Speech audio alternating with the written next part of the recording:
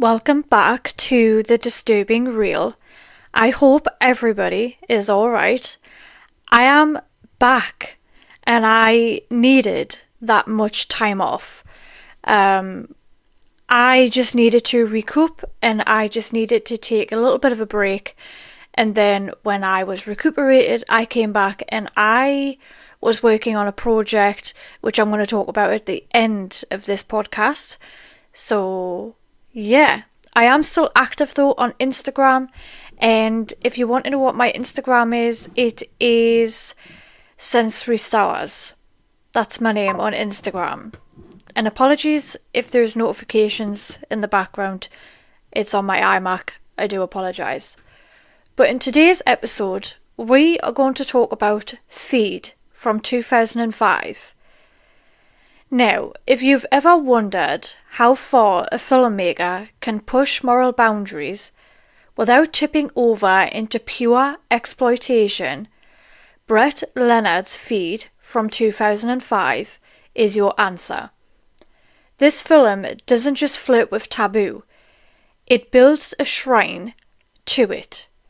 Feed is a disturbing intersection of internet culture, fetish psychology, and human manipulation, wrapped in a thriller that gets under your skin and refuses to leave. Brett Leonard isn't new to the darker edges of digital obsession. Before Feed, he directed The Lawn Mower Man and Virtue City, I believe that's how you pronounce it, two films exploring how technology transforms, corrupts and consumes us. Leonard has always been fascinated with the way humans use digital spaces to amplify their darkest impulses. With Feed, he takes that fascination to its most grotesque extreme.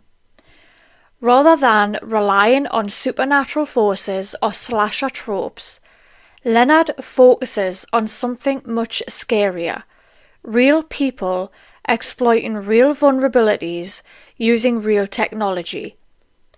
Released in 2005, just as internet subcultures were exploding, Feed became one of the first films to confront how online communities can normalize the unthinkable. The core of the film is the feeding fetish, a niche kink with real-world roots. But Leonard doesn't sensationalize it. Instead, he exposes how fetish becomes a weapon when paired with digital anonymity, emotional manipulation, and financial exploitation. Michael Carter, playing with a chilling charm by Alex O'Loughlin, doesn't consider himself a villain. He frames his actions as love, devotion, even liberation, and that's what makes him so horrifying. To him, helping women eat themselves to death isn't murder, it's a service. This character embodies a terrifying reality. Some abusers are so self-deluded, they truly believe they're the heroes in their own story. Now Philip, our investigator, is not just chasing a criminal, he's chasing a culture, a subculture, a whole digital ecosystem thriving in secrecy. In 2005, this kind of content felt fictional, but now we know better. This is where Feed becomes prophetic. Now, Leonard captured the early stages of something that would grow into a major real-world problem. The internet gives predators the ability to create their own universe and fill it with victims who don't even realise they're trapped. Long before online radicalisation and algorithm-driven manipulation become household terms, Feed showed us that extreme communities can thrive in the shadows, feeding off isolation, vulnerability, and shadows of desire. The film forces you to confront uncomfortable questions. When does kink become coercion? When does self-indulgence become self-destruction? Is consent valid when emotional manipulation is involved? Does fetish culture have moral boundaries? The women in feed don't just gain weight, they lose autonomy. Step by step, Carter isolates them emotionally, financially, psychologically, until they're dependent on him for everything, including validation. This is the real horror, not the body size, not the fetish, but the systematic, strategic erasure of identity. Here's where the film hits hardest. Everything in Feed mirrors real-world issues we face today. Number 1, online exploitation communities. The dark corners of the internet are filled with fetish groups, extremist forums, and communities built around destructive behaviour.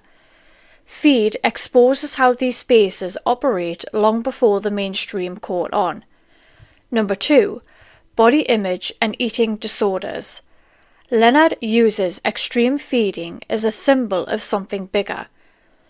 How society pressures and fetishizations can distort a person's relationship with food, self-worth, and identity. Number 3, digital voyeurism. With the rise of live streaming, subscription platforms, and cam sites, the film feels eerily predictive of the way people monetize their bodies online. Number 4, manipulation framed as love. This is one of the most chilling aspects. The way Carter convinces his victims they are cherished, adored, even lucky, reflects real psychological abuse cycles. Number 5, the ethics of watching. Leonard implicates us, the audience. We are watching a film about watching people be consumed, literally and figuratively. It's uncomfortable because it should be. Now, Feed doesn't rely on blood or monsters. It relies on truth, on human behaviour, on the unsettling fact that some people get off on control, destruction, and dependency.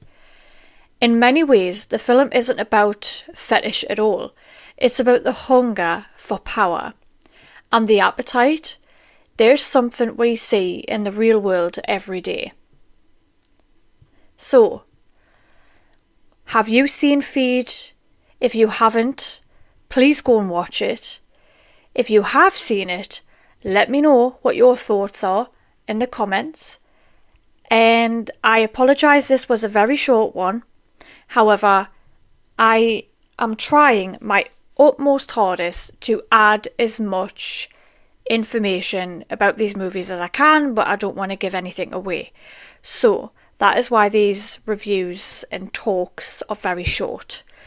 If there is any movie at all that I haven't spoke about yet that you've seen that you think will either shock me or be in my top 20 of movies that I love and movies that I will want to talk about, please let me know over on Instagram at Sensory Stowers.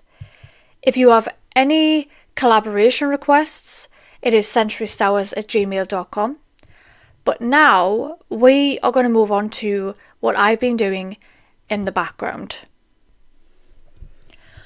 Are you curious about the BDSM lifestyle?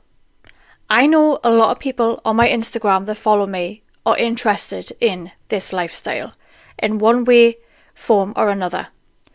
Whether you are interested in pursuing a role in this lifestyle or you are just interested in learning more about it, I am an online BDSM educator and I have educated over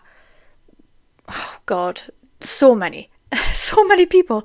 I think it's around about 450 mark people in the last 10 years. So yeah, if you want to know more information about that, you can find me on Instagram again at Sensory Stowers. However, if you want to understand the rules, the dynamics, safety structures and emotional foundations without the Hollywood misinformation, welcome to BDSM The Blueprint. written by myself. I am a lifestyle educator with 18 years plus of real-world BDSM experience. Whether you're brand new to the kink lifestyle or looking to deepen your understanding of dominance, submission, communication, negotiation, boundaries, and aftercare, my book gives you the true, safe, honest foundation the lifestyle deserves. And the best part, you also receive 5 exclusive printable PDF resources designed to help you practice, learn, and build your own dynamics safely and confidently. Now, what you will receive if you purchase my book, you will get the complete book, which is BDSM The Blueprint, a digital edition, a powerful introduction for beginners, and a refresher for experienced kinksters. So the topics include roles and dynamics, consent, boundaries and negotiation, safety frameworks such as SSC and RAC and versus RAC, psychological foundations, correct etiquette and red flags, dominant and submissive mindsets, emotional risks, sub-drop, drop-in, and so much more. And a bonus, the 5 printable BDSM PDF tools include these 5 professionally designed worksheets to help you apply the knowledge from the book to the real-world practice. Number 1, Advanced Kink Checklist, 300 plus items. Explore and identify your interests, curiosities, limits, and boundaries. Number 2, Aftercare Planning Sheet. Understand your emotional and physical needs after scenes and plan healthy, safe aftercare routines. Number 3, Weekly Check-in Evaluation. A communication tool perfect for ongoing DS relationships. Reflect, adjust, and grow. Number 4, Dominance Training Log. For dominants who want structure, consistency, goal setting, and ethical leadership in their dynamic. Number 5, Glossary of BDSM terms. Beginner-friendly definitions for the most common lifestyle terms, rules, and concepts. Now, who is this book for? Beginners curious about BDSM, submissives looking for structure and safety, dominants wanting confidence, knowledge, and leadership skills, couples wanting to explore kink safely, switchers discovering which role suits them, anyone tired of the mainstream misinformation spread by 50 Shades of Grey. Now, what you will learn is how BDSM actually works, not the movie version, how to communicate clearly before scenes, consent, negotiation, and how to avoid unsafe partners, how to prevent red flag dynamics, how to explore safely without overwhelm, how to establish your role as a dom, sub, or switch, the psychology behind power exchange, how to avoid emotional burnout or drop, how to build healthy, ethical DS relationships. Now, why is my book different?